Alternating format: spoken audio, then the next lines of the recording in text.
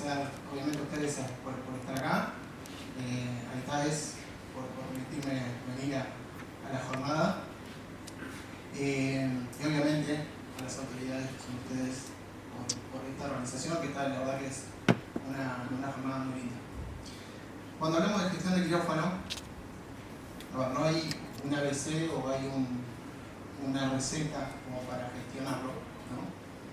Pero para ir un poco a la teoría, soy un poco de lo que dice Norberto, y no explicarles tanta teoría, sino ir a lo práctico, que es lo que les interesa a ustedes, o lo que les va a servir tal vez si quieren o si están gestionando. Los atributos de la alta calidad de atención, bueno, una calidad tiene que ser segura, centrada en los pacientes, efectiva, eficiente, a tiempo y equitativa. Esto es el Instituto de Medicina de Estados Unidos hizo este informe en el 2001. Pero ¿qué pasa actualmente en el sistema de salud? Tenemos una alta demanda de calidad, pero los presupuestos suelen ser bajos. No suele pasar, no solamente en quirófano, sino que suele pasar en el sistema de salud en sí. Entonces, ¿cuál es la solución que tenemos o cuál es en realidad lo que tenemos que hacer? Es mejorar esa eficiencia para que sea un poco más rentable.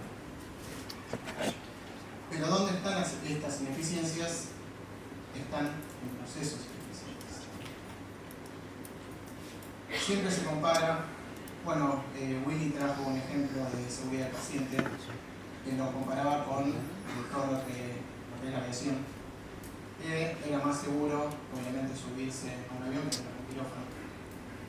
En este caso yo lo voy a comparar un poco con lo que es la eficiencia. Hay un estudio, en realidad una filosofía de Southwest Airlines, que dice que el avión es rentable justamente cuando está en el aire. Pero también tiene otras etapas, que es justamente cuando está en preparación o cuando se está preparando para el vuelo. Pero es rentable solamente en el aire, no. También es rentable cuando este avión está completo. Entonces, si nosotros lo llevamos al quirófano, esto me hace acordar mucho a la lista quirúrgica o a la lista del bloque quirúrgico. Decimos, bueno, tenemos todo completo, estamos bien, estamos perfectos, sí. Pero si tenemos todo vacío, evidentemente ahí vamos a tener fugas o vamos a tener desperdicios. Entonces, lo importante acá es justamente tener procesos eficientes como para que esto no suceda y en realidad nos llevamos más hacia lo que está en el lado derecho. Obviamente está el modelo de TPS o el modelo de Toyota, que esto ya lo deben conocer, no quiero centrarme mucho en la teoría. Pero sí, Jeffrey Licker en el 2004 hizo el modelo Toyota. Resumió el modelo Toyota que tiene en 14 principios, pero se basó en 4 pilares fundamentales. La filosofía a largo plazo, el proceso correcto producirá resultados correctos, agregar valor a la organización a través del desarrollo de las personas y el aprendizaje, la resolución de problemas y la mejora continua. Voy a ir rápido con esto, pero la filosofía a largo plazo es enfocar las decisiones en una mirada a largo plazo. Esto no sé si le va a sonar conocido, pero no les pasa a ustedes que implementan un proyecto y cuando ven que va todo bien, sacan la pata del acelerador y después eso es difícil de sostenerlo en el tiempo. Bueno, la filosofía de Toyota iba a eso, justamente a sostener ese proyecto, esa mirada a lo largo del tiempo y que se pueda sostener, ¿no?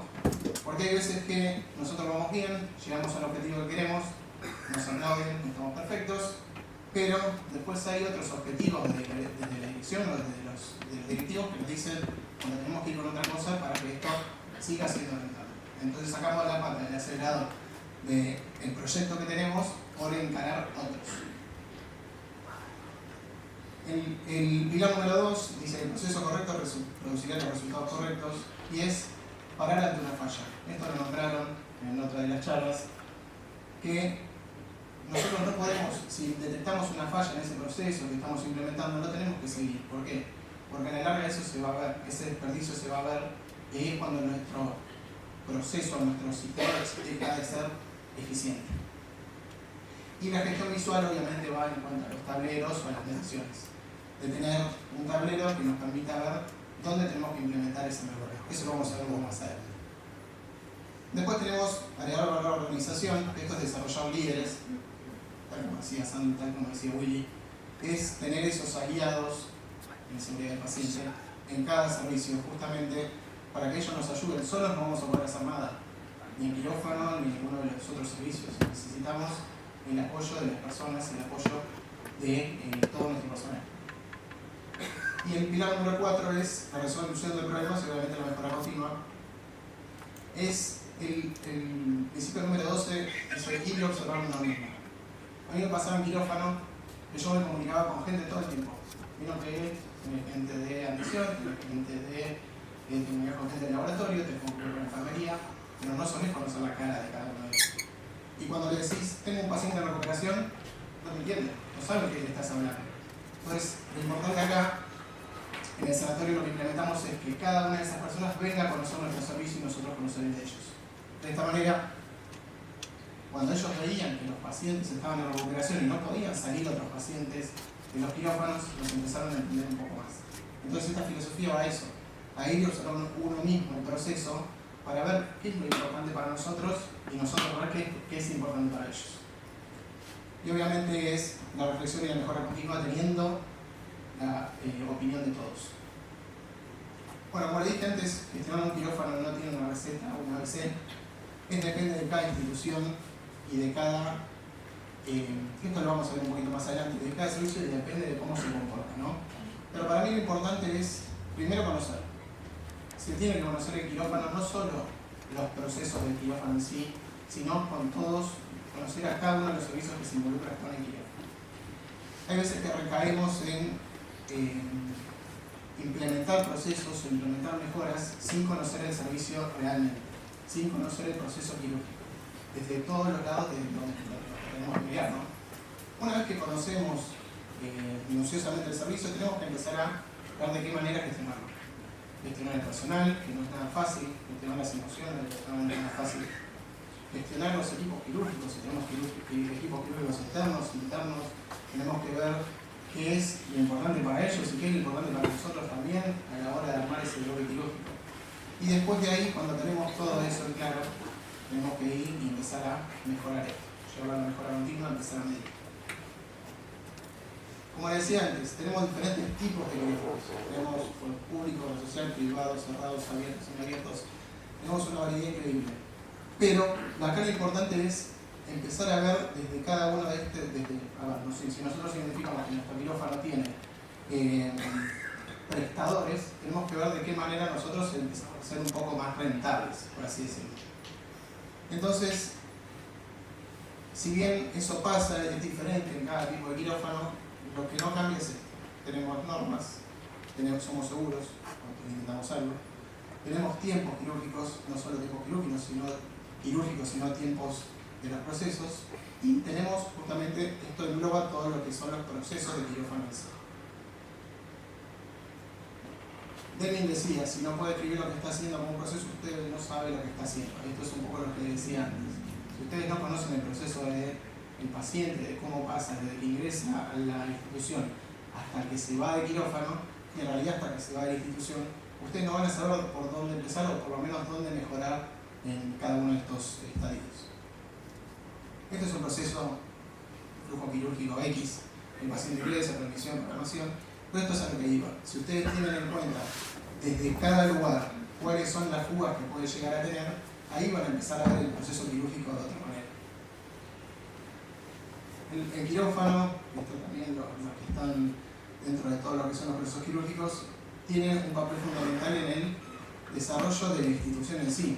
Los pacientes ingresan y se hace como un cuello de botella en el centro quirúrgico, donde después los pacientes van a unidades de cuidados intensivos, o hospitales a cuidados ambulatorios y demás.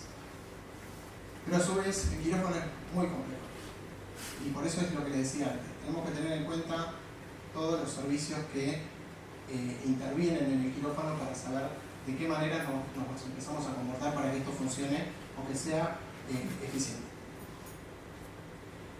Para mí una de las cosas importantes de cuando estuve en toda la parte de gestión de quirófano era revisar las tareas.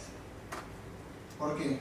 Porque como dice Mafalda, uno siempre lo urgente no deja tiempo para lo importante. Siempre nos surgen cosas en el medio, nosotros tenemos una programación o decimos, bueno, vamos a implementar esto, y después cuando viene el urgente, todo lo que teníamos atrás empieza a pagar, y no terminamos implementando. Entonces, acá lo importante es justamente priorizar. Hay diferentes métodos, ahora van a ver la matriz de Eisenhower, pero tiene ciertos beneficios el arte de priorizar, por así decirlo. Entonces el estrés aumenta la productividad, aumenta la efectividad y justamente facilita el cumplimiento de metas a largo plazo. Nosotros teníamos esto en el quirófano, en grande, digamos en lo que era la sala de la pecera que llamamos nosotros, y ahí poníamos como post-it y decíamos, bueno, ¿qué es importante hacer? ¿Qué es importante planificar? ¿Qué es importante agregar? ¿Y qué es importante eliminar o postergar? Y de esa manera íbamos priorizando y viendo de qué manera nos íbamos comportando. El trabajo en equipo, como dijo Nair en algún momento, esto también es muy importante.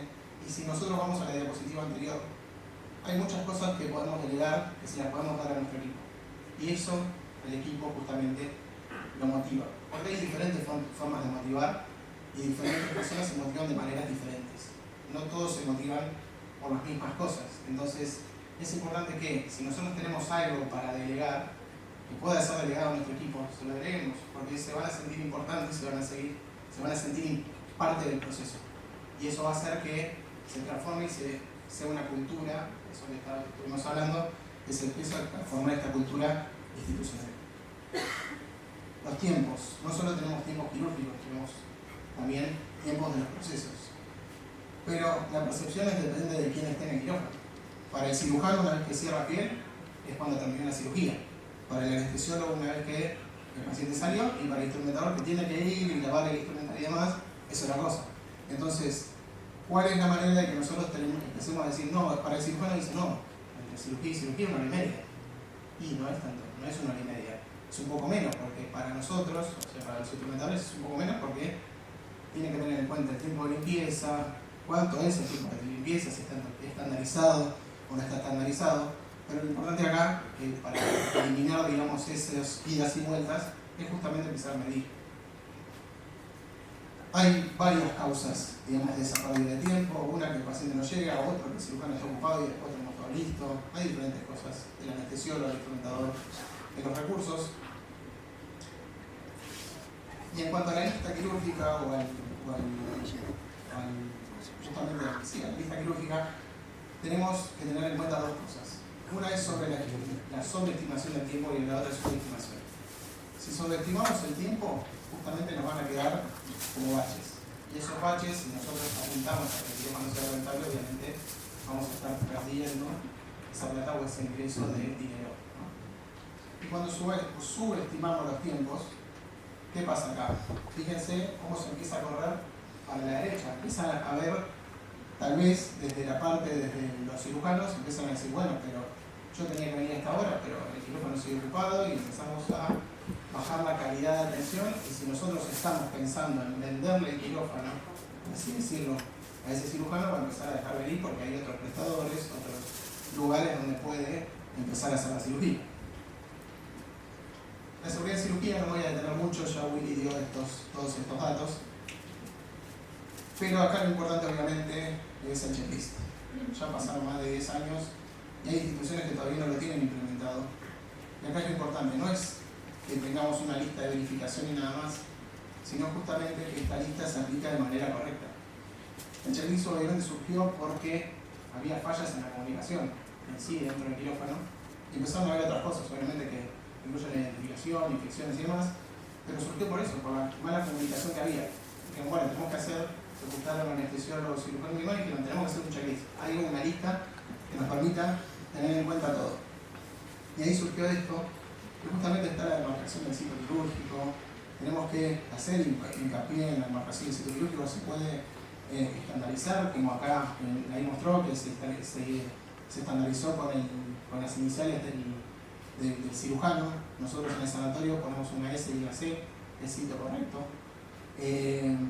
Obviamente dentro de esto también está la firma de consentimiento informado, que eso es parte del cirujano, pero ya es otra cosa, vamos a meter un poco en los legales, y que realmente hay algunos cirujanos y algunas escuelas que lo hacen y que firman ellos el consentimiento y lo llenan ellos adelante del paciente. Hay instituciones que no lo pueden llevar a eso, que no lo pueden llevar a que, o hay instituciones abiertas por lo general, que cuando el médico viene, opera y se va. Entonces es difícil que tenga su consultorio en el sanatorio y que se haga firmar el consentimiento y que después ese consentimiento llegue al quirófano para que esté para la cirugía. Entonces hay que ver de qué manera nosotros habilitamos las cosas para que se empiecen a dar.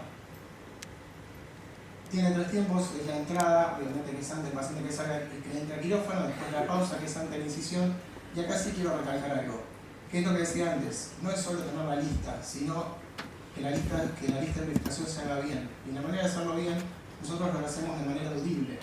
¿Esto qué quiere decir? Que le pedimos a que cada uno se presente por su nombre y apellido, que nos diga cuál es el paciente, de qué se va a operar.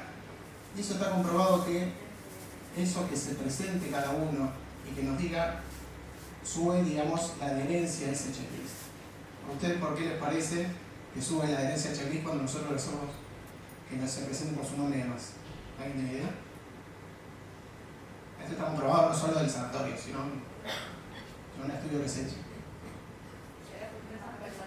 Exactamente, porque se sienten parte. Si no ven que está la instrumentadora que llena casilleros. Es una lista y para él es una lista. Está llenando una lista. Perfecto. Sí, es algo administrativo. Y tiene que dejar de ser algo administrativo. Sino que ellos se sientan parte de ese proceso para que justamente empiecen a estar con nosotros o que compartan esto, que se transforme esa cultura. Obviamente no voy a poner el caso de Willy, que dijo el tema de no recibir más, pero esto fue reciente. Se fue a hacer una cirugía de rodilla y la operaron las dos. Esto es un caso de él, creo que si no me equivoco fue en marzo. Después tenemos el monitoreo. El monitoreo obviamente que se relaciona con todo lo que es la medición. Y Lord Kelly decía que lo que no se define no se puede medir, lo que no se mide no se mejora y lo que no puede mejorarse se degrada siempre. Esto es así. Si nosotros no podemos medir, no podemos mostrar qué es lo que pasa y después de eso hacer mejoras, es difícil que las cosas, digamos, funcionen o que nosotros seamos sinceros con nosotros mismos. Tenemos que decir, bueno, estoy midiendo, esto es lo que me pasa, algo tengo que hacer en consecuencia. Los datos se transforman en información, obviamente cuando tenemos todos los datos que nos dan desde los diferentes servicios, se termina transformando en certificados. Hay diferentes indicadores, nosotros sí nos apoyamos mucho en los indicadores de PLAN, y de ahí tenemos indicadores específicos o que van surgiendo depende del servicio, ¿no? Acá tiene una lista grande, obviamente que vienen los indicadores de PLAN y la mayoría va a ir hacia esto. Y estos son también los indicadores o monitoreo, que eso es lo que nos va a permitir a nosotros ver en dónde estamos parados. Entonces, ¿cómo generar el cambio? Esa es la gran pregunta. Y yo siempre pongo esta foto, es animarse. Animarse a tener esas críticas, porque uno cuando se mete en este sistema y dice, bueno, vamos hacia adelante, vamos a cambiar un proceso, vamos a hacer esto, vas a empezar a tener críticas de todos lados. Entonces es importante justamente animarse a dar ese paso. Y lo que nosotros pensamos también es que cuando empezamos a medir y a hacer cosas, tenemos tenemos la señal de la dirección, el incentivo del área, y tenemos las felicitaciones y es lo que les explicaba antes. Después esto empieza a recaer. Entonces, la curva que nosotros, o que nos gustaría a nosotros, es esta. Cuando empezamos a medir, vemos que no estamos ahí, estamos mucho más abajo. Pero eso es lo que no nos tiene que tirar abajo justamente. Entonces, vamos a tener un punto de partida que es bajo, pero después tenemos que trabajar en lo que les dije antes, trabajar un poco más en la cultura, en hacer parte al personal justamente para que se meta en los procesos que estamos haciendo y en el circuito quirúrgico, por así decir, para que después esto se pueda sostener en el tiempo, porque si no son como inyecciones. ¿Sí? De repente tenemos un buen proceso, vamos bien, vamos para adelante, pero después de un tiempo eso termina cayendo. Entonces es importante que esa línea siga en alza, pero depende mucho justamente de la cultura. Seguramente cuando implementemos todo esto, la teoría va a ser esta, y cuando lo vayamos a la práctica nos pase todo eso. Pero yo considero que es mejor llevarlo a eso a que se nos termine metiendo el barco. Muchas gracias.